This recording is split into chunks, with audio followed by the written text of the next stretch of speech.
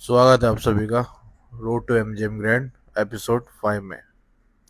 तो आज दिन के 3 बजे हम लोग ट्रेनिंग पे आए हुए हैं और यार बहुत ज़्यादा धूप हो रही है। मतलब इतनी एक्सट्रीम धूप हो रही है कि सिर्फ खड़े होने में इतना पसीना आ रहा है, तो वर्कआउट करने में कितना आएगा। मैं इंस्ट्रक्ट करते ही मेरे को इतना मतलब गर्मी लग रही है, इतनी लू टाइप चल रही है आज के दिन। तो देखते हैं आज का दिन कैसा रहेगा। तो शुरू करते हैं दिन के व्यू से। देख सकते हैं इतनी सड़ी गर्मी है ना, पर ट्रेनिंग तो स्टार्ट करनी है। तो हम शुरुआत वहीं से करेंगे जहाँ से हमने छोड़ा था। लास्ट टाइम मैंने एक ड्रिल करवाया था टेक्स्ट बुक का, जिसमें मैंने एक सिंगल लाइन ड्रॉ करी थी, एक गाइडलाइन, जिससे कि खुशी के पैरों में गैप मेंटेन रहे और पैर आपस में नैरो ना हो और भिड़े नहीं। तो आज डे 5 में वही चीज़ देखी जा रही है कि इसने कितना वो सही तरीके से प्रैक्टिस की है। और जहाँ तक मैं देख पा रहा हूँ कि गैप सही है, सब कुछ सही है और अच्छे से कोऑर्डिनेट कर पा रही है। इसी के साथ मैंने एक और ड्रिल इसमें ही ऐड किया है, जिसमें मैंने स्ट्रेट लाइन के साथ एक साइड लाइन भी ड्रॉ की है, ताकि खुशी लेफ़्ट और राइट का कोऑर्डिनेशन बना सके कि लेफ़्ट जाते हुए कौन सा पैर लेना है, राइट जाते हुए कौन सा पैर लेना है, और जब सेंटर लाइन पे आए तो बैकवर्ड और फॉरवर्ड में कैसे कोऑर्डिनेट करना है। तो देखिए आप, हील टच ना हो पहले। अब लेफ्ट जाओ, गुड, देखा। अब साइडवेज में जो पूरा जाओ, साइड में जाओ, कोई नहीं, आ जाओ वापस। राइट से आना है, राइट से, लेफ्ट से नहीं। हाँ, देखा आपने ये गलती। राइट से राइट आओ, पूरा गलत कर रहे हो। लेफ्ट से पहले स्टेप ले रही है, राइट से लो। हाँ, तो बेसिकली इस ड्रिल का मोटिव ये है कि कौन सा पैर कब लेना है। लेफ्ट जाओ, कोऑर्डिनेशन पता होना चाहिए कि लेफ्ट जाने के लिए लेफ्ट पैर लेना है, राइट के लिए राइट पैर लेना है। लाइन पे स्टेप कर दिया, गलत हो गया, राइट वाला। हाँ, नहीं नहीं, वहीं से स्टार्ट करो, बीच से।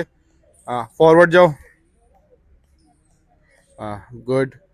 तो बेसिकली इस ड्रिल का लॉजिक क्या है कि लाइंस पे टच नहीं होना चाहिए पैर कोई सा भी। बैकवर्ड आओ, और पीछे जाने के लिए रियर फुट, आगे आने के लिए लीड फुट, राइट जाने के लिए राइट फुट, लेफ्ट जाने के लिए लेफ्ट फुट।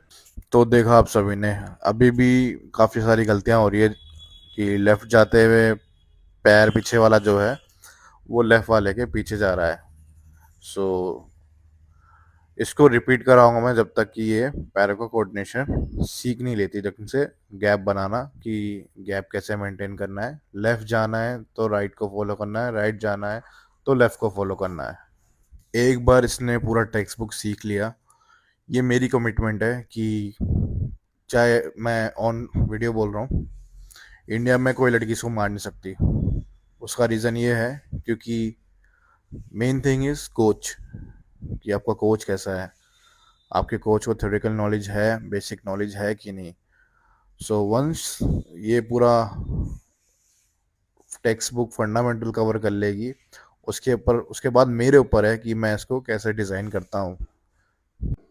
सो ये मेरी भी कमिटमेंट है ऑन कैमरा कि एक बार ये पूरा बेसिक सीख जाए, उसके बाद मैं शो करूँगा कि एक्चुअल में डेंजर किसे कहते हैं और एक्चुअल में नॉलेज का मतलब क्या होता है। तो नेक्स्ट ड्रिल में मैंने इसको बोला सिर्फ स्ट्रेट पंचेस की शैडो बॉक्सिंग करनी है, पर यहाँ पे इसने एक गलती करी, इसने हुक अपरकट वगैरह पंच थ्रो करना शुरू कर दिया, जो कि एक कॉमन मिस्टेक है एक फाइटर में। कि जब एक कोच बोलता है कि भाई ये करना है तो वो पजल्ड हो जाता है, फिर वो अपनी चीज़ें करने लगता है।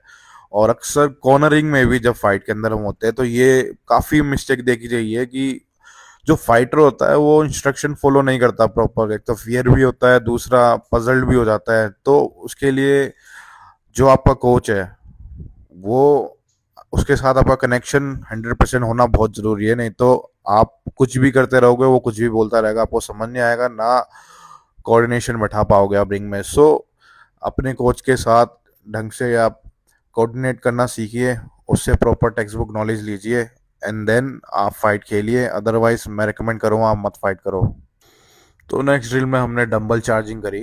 डंबल चार्जिंग का फ़ायदा ये रहता है, आपका इंड्योरेंस बूस्ट होता है, मेंटल टफनेस बूस्ट होती है और आपकी स्ट्रेंथ बूस्ट होती है। ठीक है, अक्सर होता क्या है कि फाइटर थक जाता है कॉम्बिनेशन मारते मारते लंबे लंबे। तो आपकी शोल्डर स्ट्रेंथ अच्छी होगी तो आप अच्छे से कॉम्बिनेशंस को ड्रॉ कर पाओगे, थ्रो कर पाओगे लंबे राउंड्स तक। उसके लिए आपका इंड्योरेंस अच्छा होना चाहिए, शोल्डर स्ट्रेंथ अच्छी होनी चाहिए, ओवरऑल स्ट्रेंथ अच्छी होनी चाहिए वैसे तो। ठीक है, मेंटल कंडीशनिंग होनी चाहिए, फिजिकल कंडीशनिंग बहुत ज़रूरी है अगर आपको लंबा खेलना है 12 राउंड तक। जैसे आपने मेवेदर को देखा होगा और पैक्याल को देखा होगा कि वो 12 राउंड में भी सेम दिखते हैं, कॉम्बिनेशंस वगैरह उनके, उनका कार्डियो, उनकी मतलब जो ऑरा होता है वो 12 राउंड तक वो सेम ऑरा मेंटेन करके चलते हैं। उसके लिए काफ़ी सारे फिजिकल और मेंटल ड्रिल्स होते हैं, जो कि मैं एक और ड्रिल आपको दिखाता हूँ, जो कि मेवेदर के कैंप में मोस्टली मेवेदर यूज़ करता है। So this is the drill, जिसे टैप वर्क बोलते हैं, टैपिंग बोलते हैं। ठीक है, अपने इंडिया में चार्जिंग भी बोल देते हैं इसको। ठीक है, सो अभी तो ये चार्जिंग वे में कर रही है बेसिकली। जब मेवेदर करता है तो वो स्लोली स्लोली एकदम स्मूथ वे में टैपिंग करता है और एक आध बीच में पावर शॉट थ्रो करता है। ठीक है, इसको मैंने समझाया था कि टैपिंग वर्क करना है, पर ये चार्जिंग कर रही थी, तो इसमें इसकी गलती नहीं है। धीरे धीरे सारी चीज़ें समझ जाएगी जैसे जैसे प्रोग्राम को फॉलो करेगी। सो यूजुअली मेवेदर क्या करता है, जब वो टैपिंग करता है तो वो 15 मिनट या 10 मिनट का एक राउंड होता है उसका, और वो कंटिन्यू टैपिंग करता है। मतलब आप अगर जब वो वाला कैंप देखोगे जिसमें वो टैपिंग कर रहा है, उसमें मतलब वो अपने आप को प्रॉपरली टॉर्चर कर रहा है यार 15 मिनट तक। सो आप समझ सकते हो कि मेवेदर की मेंटल कंडीशनिंग और फिजिकल कंडीशनिंग किस लेवल पे होगी कि वो इंसान 15 मिनट स्ट्रेट टैपिंग कर रहा है। अब वो उसके कितने राउंड लगा रहा है वो तो इनसाइड कैंप होता है, जो रिवील नहीं किया जाता किसी को भी। बैक के अलावा मेवेदर बैली पैड पे भी काफ़ी टैप वर्क करता है, जिसमें पावर पंचेस हो गए, कॉम्बिनेशंस हो गए, उसमें आपका जो कोच रहता है वो मूव करता रहता है। ठीक है, उससे होता क्या है, मेंटल प्रेशर बढ़ता है, फिजिकल प्रेशर बढ़ता है, जो कि बहुत ज़्यादा एडवांस ड्रिल है। नेक्स्ट ड्रिल में मैंने खुशी को बोला कि बैक पे से स्ट्रेट पंचेस मारने ऊपर नीचे। ठीक है, कभी डाउनवर्ड कभी अपवर्ड, बट अभी भी वही चीज़ हो रही है, कोऑर्डिनेशन, कम्युनिकेशन की अभी भी वो कभी कभी हुक मार दे रही है। सो ये एक जर्नी है, धीरे धीरे सीख जाएगी कैसे कोऑर्डिनेट करना है, कैसे कम्युनिकेट करना है, और जैसे ही इसको ये सब चीज़ें आ जाएगी उसके बाद बहुत स्मूथली हम चीज़ों को इम्प्लीमेंट कर पाएंगे, अप्लाई कर पाएंगे। तो नेक्स्ट हम लोग पैडवॉक का सेशन करने वाले हैं, जिसमें मैं इसको कोऑर्डिनेशन करना सिखाऊंगा कि जब अपोनेंट पास आता है तो रेंज कैसे मेंटेन करनी है, और जब अपोनेंट दूर जाता है तब कितनी रेंज में अंदर आना है। ठीक है, सो ऑन गार्ड हो जाओ। अभी हम दोनों कौन सी रेंज पे? लॉन्ग रेंज पे। ठीक है, जिसमें मेरा हाथ पूरा खुल रहा है और तुम्हारा हाथ भी पूरा खुल रहा है। ठीक है, ये है लॉन्ग रेंज। ऑन गार्ड हो, जैब मारो। ठीक है, ऑन गार्ड हो जाओ दोबारा। ठीक है, अभी मैं अपनी रेंज से नहीं मूव किया, तो ये एक आइडियल रेंज है, ये यहाँ से ट्रेड शॉट कर सकती है और मैं भी कर सकता हूँ। तो इसने हमारा, मैं भी इक्वली 50-50 पंच ट्रेड कर सकता हूँ। ठीक है, अब यहाँ पे थोड़ा हाइट का डिफरेंस भी हो सकता है, पर इतनी भी ये छोटी नहीं है कि ये मेरे को रीच ना कर पाए। ठीक है, सो अब मैं पीछे जाऊंगा, तुम्हें स्टेप लेके पंच मारना है। ठीक है, मैं एक स्टेप मैंने पीछे लिया तो पहले तो हमारा रिएक्शन क्या होगा? हाँ, गुड। क्योंकि मैंने एक स्टेप पीछे लिया तो इसका रिएक्शन भी इक्वल आना चाहिए कि एक स्टेप आगे ले। अब इसमें थोड़ी सी अगर मैं एडवांस में जाऊं तो रिंग जनरलशिप में रिंग कटिंग भी होती है, जिसमें आप अपोनेंट को अलग वे में चेस करते हो, पर टेक्स्ट बुक में ऑलमोस्ट सेम रिएक्शन आपको फॉलो करना पड़ता है। सो मैंने एक स्टेप पीछे लिया तो एक स्टेप इन्होंने आगे लिया, अब जैब देखा। अब सेम चीज में मैं एक स्टेप आगे लूंगा तो ये एक स्टेप पीछे लेगी, गो वन जैब। सो इससे क्या है, इन्होंने रेंज मेंटेन करी। ठीक है, और समझा रेंज को, समझ आया रेंज कैसे मेंटेन करते हैं कि जब अपोनेंट पीछे जाएगा तो तुम्हें आगे आना है, और अपोनेंट आगे बढ़ेगा तो तुम्हें पीछे जाना है। Very good. तो आप लोगों ने देखा होगा आज हमने पूरे में कोऑर्डिनेशन पे काम करा कि कितना स्टेप आगे लेना है, कितना स्टेप पीछे लेना है, लेफ्ट जाते हुए कौन सा स्टेप लेना है, राइट जाते हुए कौन सा स्टेप लेना है, फॉरवर्ड आते हुए कौन सा स्टेप लेना है, और बैकवर्ड जाते हुए कौन सा स्टेप लेना है। इवन जब आप स्पार कर रहे हो, अपोनेंट आपका जब पीछे जा रहा हो, तो आपको आपका क्या एक नेचुरल रिएक्शन होना चाहिए, और फॉरवर्ड आ रहा हो तो आपका क्या एक नेचुरल रिएक्शन होना चाहिए।